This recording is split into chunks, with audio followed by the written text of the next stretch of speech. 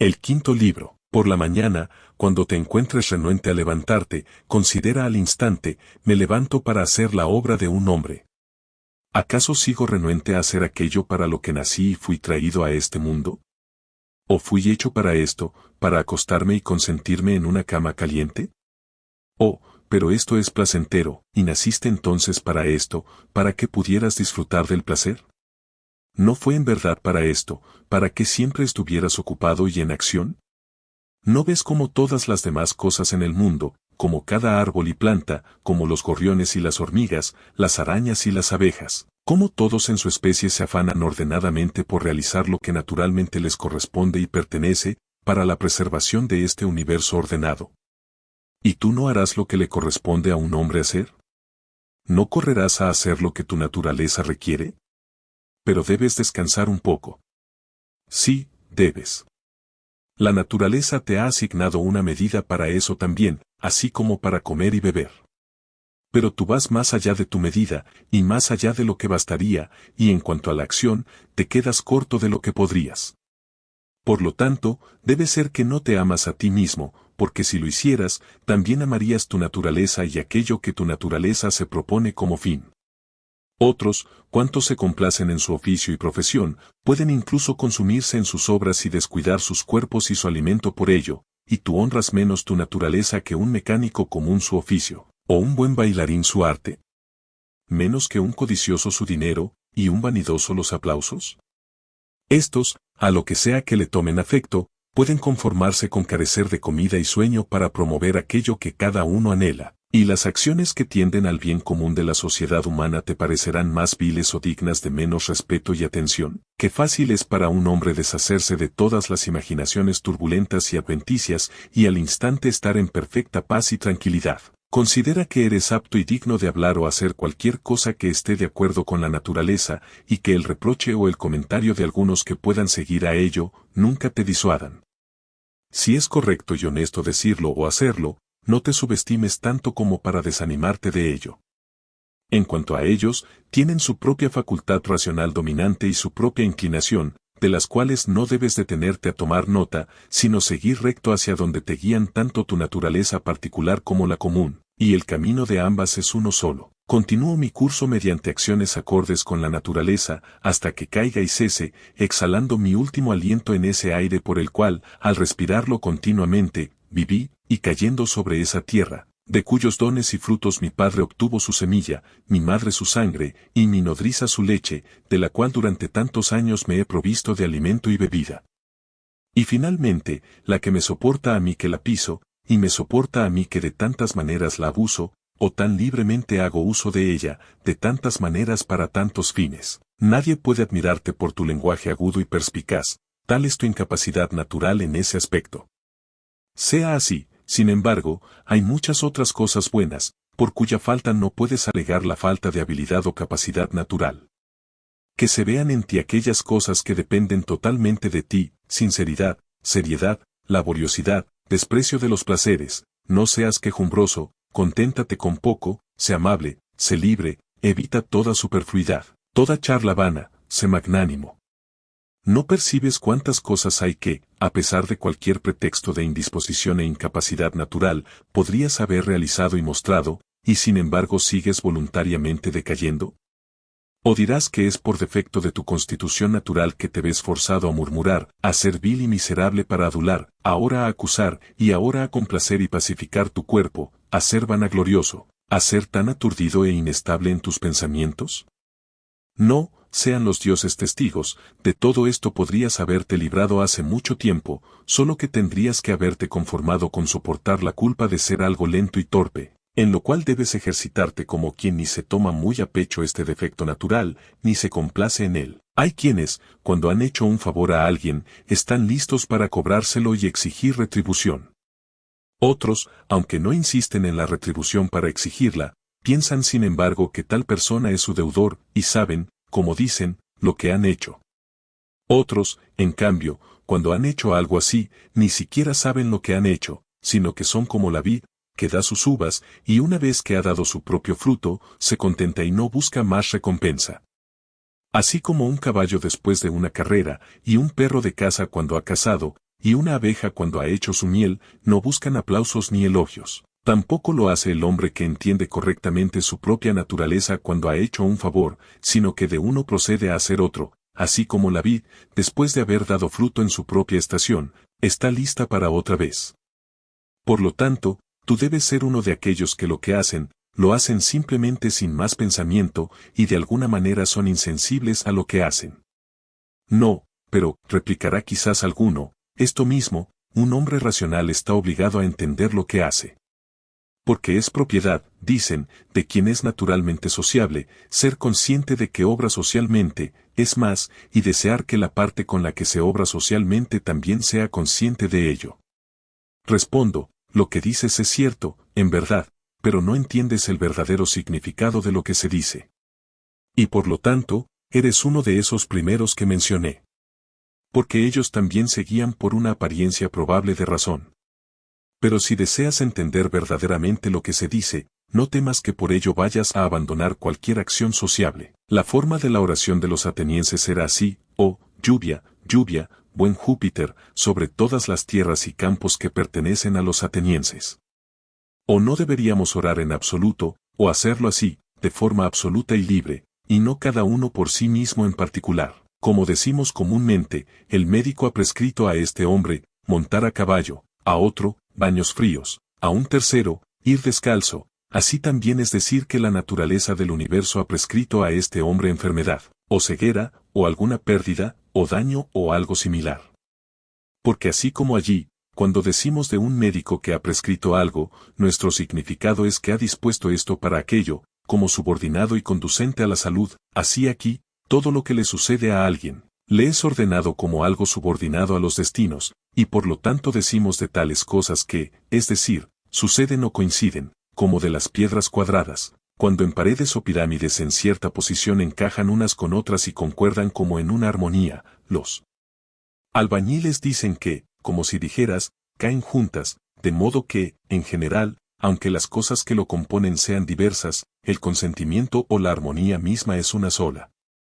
Y así como el mundo entero se compone de todos los cuerpos particulares del mundo, un cuerpo perfecto y completo, de la misma naturaleza que los cuerpos particulares, así también el destino de las causas y eventos particulares es uno general, de la misma naturaleza que las causas particulares. Lo que ahora digo, incluso los que son meros ignorantes no lo desconocen, porque comúnmente dicen, es decir, esto se lo trajo su destino. Esto, por lo tanto, es traído por los destinos de manera propia y particular sobre esto, así como aquello en particular es prescrito por el médico. Aceptemos, pues, estas cosas de la misma manera que aceptamos las que nos prescriben nuestros médicos. Porque en sí mismas también encontraremos que contienen muchas cosas duras, pero nosotros, sin embargo, con la esperanza de salud y recuperación, las aceptamos. Que el cumplimiento y la realización de aquellas cosas que la naturaleza común ha determinado, sean para ti como tu salud. Acepta entonces, y complácete con todo lo que suceda, aunque sea áspero y desagradable, ya que tiende a ese fin, a la salud y el bienestar del universo, y a la felicidad y prosperidad de Júpiter. Porque esto, sea lo que sea, no se habría producido si no hubiera conducido al bien del universo. Porque ninguna naturaleza particular ordinaria produce nada que no sea acorde y subordinado a todo lo que está dentro de la esfera de su propia administración y gobierno. Por estas dos consideraciones, entonces, debes estar complacido con todo lo que te suceda. Primero, porque para ti, propiamente, se produjo y te fue prescrito, y desde el principio, por la serie y conexión de las primeras causas, siempre ha tenido referencia a ti. Y segundo, porque el buen éxito y el perfecto bienestar, y de hecho la propia continuidad de aquel que es el administrador del todo, de alguna manera dependen de ello. Porque el todo, al ser un todo, por lo tanto, íntegro y perfecto, queda lisiado y mutilado si cortas algo que mantenga y preserve la coherencia y la contigüidad, tanto de las partes como de las causas. De lo cual es cierto que tú, en la medida de tus posibilidades, cercenas y, en cierto modo, quitas algo violentamente, cada vez que te disgusta algo que sucede. No te desanimes, no pierdas el ánimo, no pierdas la esperanza, si a menudo no te sale tan bien hacer todas las cosas puntual y precisamente de acuerdo con los dogmas correctos, sino que, una vez desviado, regresa a ellos de nuevo, y en cuanto a esas muchas y más frecuentes ocurrencias, ya sean distracciones mundanas o flaquezas humanas, a las que como hombre no puedes sino estar sujeto en cierta medida, no te descontentes con ellas, sino que, de todos modos, ama y anhela solo aquello a lo que regresas, la vida de un filósofo y su ocupación propia de la manera más exacta. Y cuando regreses a tu filosofía, no regreses a ella como algunos lo hacen, después del juego y la libertad, como si fuera a sus maestros y pedagogos, sino como los que tienen los ojos irritados a su esponja y huevo, o como otro a su cataplasma, o como otros a sus fomentaciones, así no harás de obedecer a la razón una cuestión de ostentación en absoluto, sino de alivio y consuelo. Y recuerda que la filosofía no te exige nada que tu naturaleza no exija, y ¿desearías tú mismo algo que no esté de acuerdo con la naturaleza? Porque ¿cuál de estas dices, lo que está de acuerdo con la naturaleza o en contra de ella, es de por sí más amable y placentero? No es por ese respeto especialmente que el placer mismo es para el daño y la ruina de tantos hombres, el más prevalente, porque comúnmente se le considera el más amable y natural. Pero considera bien si la magnanimidad más bien, y la verdadera libertad, y la verdadera simplicidad, y la ecuanimidad, y la santidad, ¿no son estas las más amables y naturales? Y la prudencia misma, que hay más amable y agradable que ella, cuando consideres verdaderamente contigo mismo lo que es avanzar sin tropiezo ni caída a través de todos los objetos propios de tu facultad intelectual racional. En cuanto a las cosas del mundo, su verdadera naturaleza está de tal manera envuelta en oscuridad que a muchos filósofos, y no de los menores, les parecieron totalmente incomprensibles, y los mismos estoicos, aunque no las juzgan del todo incomprensibles, si escasamente y no sin mucha dificultad, comprensibles, de modo que todo nuestro asentimiento es falible, pues ¿quién es infalible en sus conclusiones?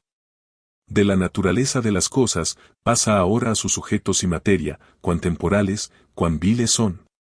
Tales que pueden estar en el poder y posesión de algún libertino abominable, de alguna prostituta común, de algún opresor y extorsionador notorio. Pasa de ahí a las disposiciones de aquellos con quienes conversas ordinariamente, cuán difícil nos resulta soportar incluso a los más amorosos y amables. Por no decir, cuán difícil nos es soportarnos incluso a nosotros mismos, en tal oscuridad e impureza de las cosas, en un flujo tan continuo tanto de las sustancias como del tiempo, tanto de los movimientos mismos como de las cosas movidas, ¿qué es lo que podemos fijar? ¿Para honrar y respetar especialmente, o para buscar seria y diligentemente? Ni siquiera puedo concebirlo. Porque, en verdad, son cosas contrarias. Debes consolarte en la expectativa de tu disolución natural, y mientras tanto no afligirte por la demora, sino permanecer contento con estas dos cosas. Primero, que nada te sucederá que no esté de acuerdo con la naturaleza del universo. Segundo, que está en tu poder no hacer nada contra tu propio Dios y espíritu interior. Porque no está en el poder de ningún hombre obligarte a transgredir contra él. ¿Qué uso hago ahora de mi alma? Así, de vez en cuando y en toda ocasión, debes hacerte esta pregunta: ¿en qué está empleada ahora esa parte mía que llaman la facultad racional dominante? ¿De quién es el alma que poseo ahora? ¿De un niño? ¿O de un joven? ¿De una mujer? ¿O de un tirano? ¿De algún bruto o de alguna bestia salvaje? Lo que son en sí mismas aquellas cosas que la mayoría considera buenas, puedes deducirlo incluso de esto. Porque si un hombre oye mencionar como buenas cosas que son realmente buenas, como la prudencia, la templanza, la justicia, la fortaleza, después de tanto oído y concebido, no puede soportar oír más, porque la palabra bueno se aplica propiamente a ellas. Pero en cuanto a aquellas que el vulgo considera buenas, si las oye mencionar como buenas, espera oír más. Se contenta con oír que lo que dice el comediante es hablado de manera familiar y popular, de modo que incluso el vulgo comprende la diferencia. Pues ¿por qué, si no, esto no ofende y no necesita ser excusado, cuando las virtudes son llamadas buenas, pero aquello que se dice en alabanza de la riqueza, el placer o el honor, lo tomamos solo como dicho con alegría y agrado?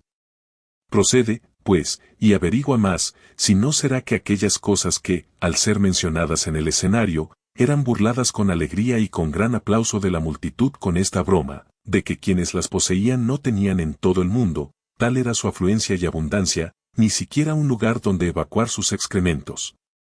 Sí, Digo, ¿no deberían también esas cosas, en verdad, ser muy respetadas y estimadas como las únicas cosas verdaderamente buenas? Todo lo que me compone es forma o materia.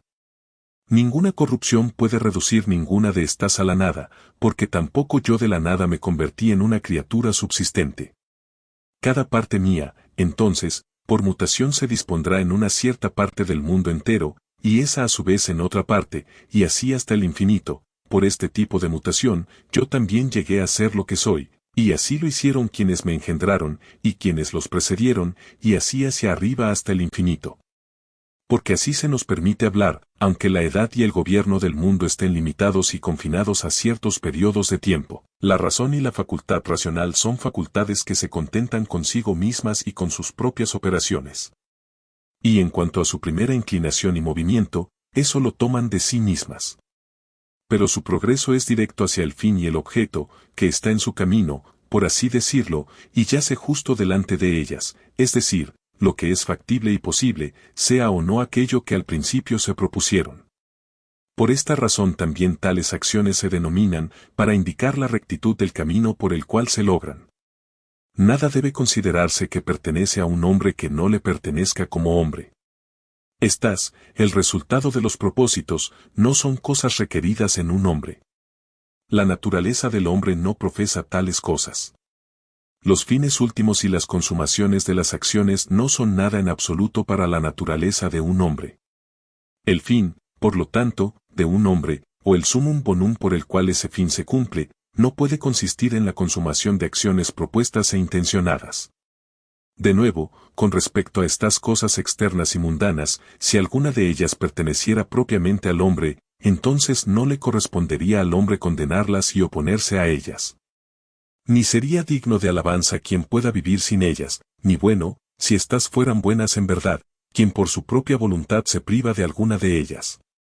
Pero vemos, por el contrario, que cuanto más se aparta un hombre de aquellas cosas en las que consiste la pompa y la grandeza externas, o de cualquier otra similar, o cuanto mejor soporta la pérdida de estas, mejor es considerado. Tales como sean tus pensamientos y cogitaciones ordinarias, tal será tu mente con el tiempo.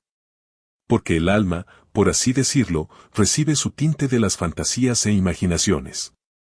Tiñela, pues, y empápala completamente con la asiduidad de estas cogitaciones. Por ejemplo, donde quiera que puedas vivir, allí está en tu poder vivir bien y feliz.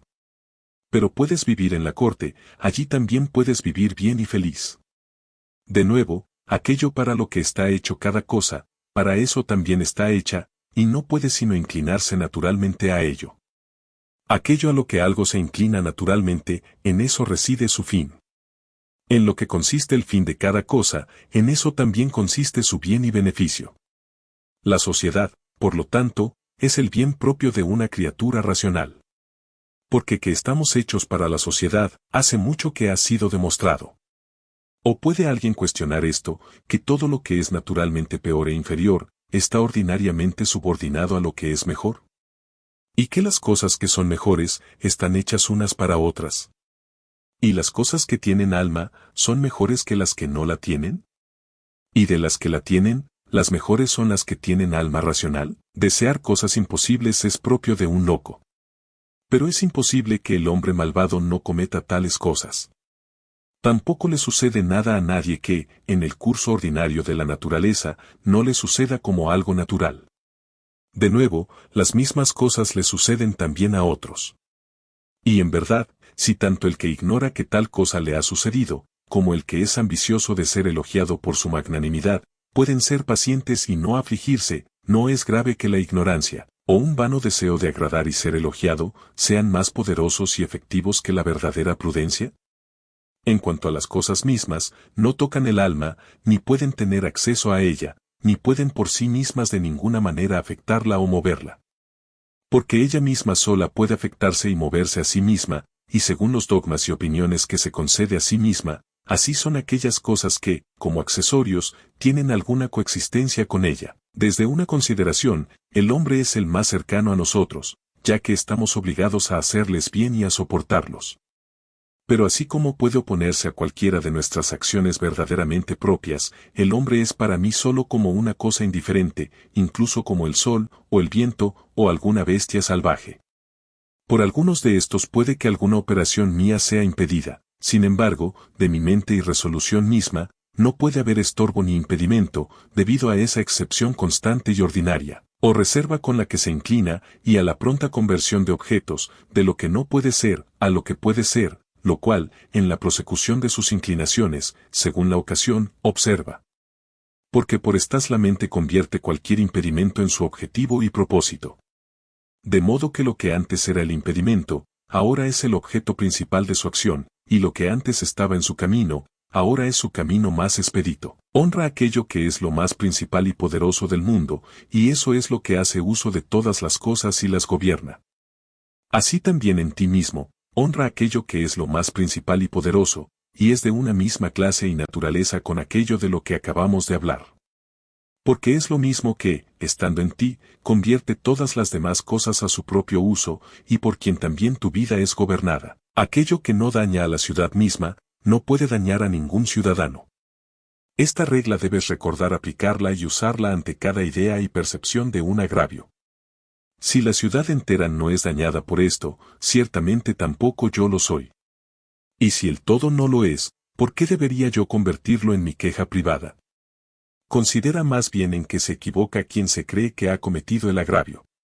De nuevo, medita a menudo cuán rápidamente todas las cosas que subsisten, y todas las cosas que se hacen en el mundo, son arrastradas y como si fueran llevadas fuera de la vista, porque tanto las sustancias mismas, las vemos como un torrente, en un flujo continuo, y todas las acciones en un cambio perpetuo, y las causas mismas, sujetas a mil alteraciones, ni hay casi nada que pueda decirse que ahora esté fijo y constante. Junto a esto, y lo que se desprende de ello, considera tanto la infinitud del tiempo ya pasado como la inmensa vastedad del que está por venir, en el cual todas las cosas han de resolverse y aniquilarse. ¿No eres entonces un gran necio, que por estas cosas, o te inflas de orgullo, o te distraes con preocupaciones, o puedes encontrar en tu corazón hacer tales lamentos como por algo que te afligiría por mucho tiempo? Considera el universo entero del cual eres solo una parte muy pequeña, y la edad completa del mundo, de la cual solo una porción corta y muy momentánea te ha sido asignada, y todos los hados y destinos juntos, de los cuales cuánto te corresponde a ti. De nuevo, otro transgrede contra mí. Que él se ocupe de eso. Él es dueño de su propia disposición y de su propia operación. Yo, por mi parte, mientras tanto, poseo tanto como la naturaleza común quiere que posea, y lo que mi propia naturaleza quiere que haga, lo hago, que esa parte principal y dominante de tu alma nunca esté sujeta a variación alguna por dolor o placer corporal, ni permitas que se mezcle con estos, sino que se circunscriba a sí misma y confine esas afecciones a sus propias partes y miembros. Pero si en algún momento se reflejan y rebotan en la mente y el entendimiento, como debe ser en un cuerpo unido y compacto, entonces no debes intentar resistir la sensación y el sentimiento, siendo esto natural.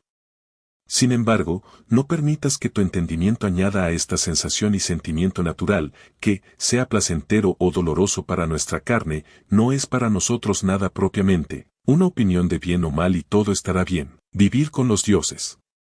Vive con los dioses quien en todo momento les ofrece el espectáculo de un alma contenta y complacida con todo lo que le es concedido o asignado, y realizando todo lo que es grato a ese espíritu, a quien, siendo parte de sí mismo, Júpiter ha designado a cada hombre como su supervisor y gobernador. No te enojes ni con aquel cuyo aliento, ni con aquel cuyas axilas, son ofensivos. ¿Qué puede hacer? Así es su aliento naturalmente, y así son sus axilas, y de tales, tal efecto y tal olor deben necesariamente proceder. Oh, pero el hombre, dices, tiene entendimiento en sí, y por sí mismo podría saber que al estar cerca, no puede evitar ofender. Y tú también, Dios te bendiga, tienes entendimiento. Deja que tu facultad razonable actúe sobre su facultad razonable, muéstrale su falta, amonéstale.